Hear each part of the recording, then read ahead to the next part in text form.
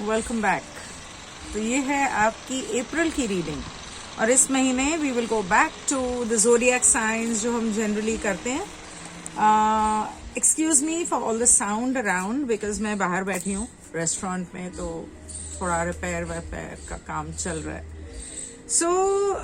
ये आपके sun sign, moon sign, ascendant sign तीनों के लिए है।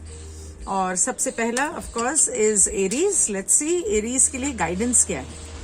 एरीज के लिए गाइडेंस है कि आप इंडिगो चाइल्ड हैं। अब ये मुझे नहीं पता आप में से किसके लिए ये मैसेज है, पर 3 cards of angel guidance. The angels call you out as the indigo child. You are wise beyond your years and have a deep knowledge of the universal consciousness. मतलब angels आपसे ये कह रहे हैं कि आप बहुत सद्बुद्धि और समझदार हैं और आपके अंदर ब्रह्मांड का जो ज्ञान है वो भरपूर ज्ञान है, तो उसे इस्तेमाल करो।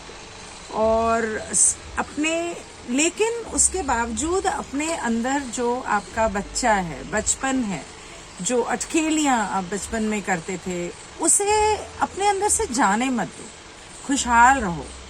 और तीसरा ये कहता है कि आपकी जिंदगी में कुछ चीजें हो रही हैं बार बार, जैसे आपके रिश्तों में कुछ प्रॉब्लम्स आ रही हैं या आपको बार बार एक ही तरह के लोग मिल रहे हैं, तो वो आपको कुछ सिखाने की कोशिश कर रहे हैं। और जब तक आप नहीं सीखोगे तब तक आपकी जिंदगी में और रिश्तों में इस तरह की परेशानियां आती रहेंगी। तो बेहतर है कि आप इससे सीख लो। अब देखते हैं कि टैरो कार्ड्स क्या कहते हैं। टैरो कार्ड्स आपको ये कहते हैं कि quite major, wow, all major arcana. Okay, so justice, sun and judgement. ये बेसिकली ये कहते हैं कि आप तो चमकने वाले हो सितारे की तरह, चांद सूरज की तरह, लेकिन थोड़ा सा क्योंकि गर्मी बढ़ रही है, गर्मी का मौसम शुरू हो रहा है, तो थोड़ा सा सनबर्न से खुद का ध्यान रखना या आपका ब्लड प्रेशर कहीं हाई ना हो जाए। बाकी जो लोग बीमार हैं या हॉस्पिटल में हैं वो ठीक हो जाएंगे, उनकी बीमारी पूरी तरह से ठीक हो जाएगी और वो घर लौट सकेंगे। अगर आपका कोई लीगल केस चल रहा है तो आप उसमें जीत जाएंगे। और आपको अपने खान पान में संतुलन बनाकर रखना है। और संगीत से आपको मदद मिलेगी। आपको संगीत सुनना है। अगर आपको बजाना आता है तो आपको बजाना चाहिए, क्योंकि उससे आपके मन, शरीर, आत्मा को आराम मिलेगा, रिलैक्स हो जाओगे। और संगीत एक तरह से एक मेडिटेशन होता है, तो आप जितना उसको अपनाओगे उतना आपके लिए हर तरह से बेहतर, क्योंकि संगीत में जो फ्रीक्वेंसी होती है वो आपकी वाइब्रेशंस को बढ़ाती है। और जब आपकी वाइब्रेशंस को बढ़ाती है तो आपकी सोच पॉजिटिव हो जाती है। और मेडिटेशन में आपको बहुत सारे मैसेजेस मिल सकते हैं, वो संगीत के दौरान भी आपको मिल सकते हैं। कुछ लोगों के लिए संगीत ही मेडिटेशन होता है। मेरे लिए तो, मुझे तो ऐसा लगता है कि ऐसा कोई होगा ही नहीं दुनिया में जिसके लिए संगीत मेडिटेशन नहीं होता। उसके अलावा हो सकता है कि आप ट्रैवल करें, आपको कहीं जाना पड़े और ये बहुत ही अचानक होगा।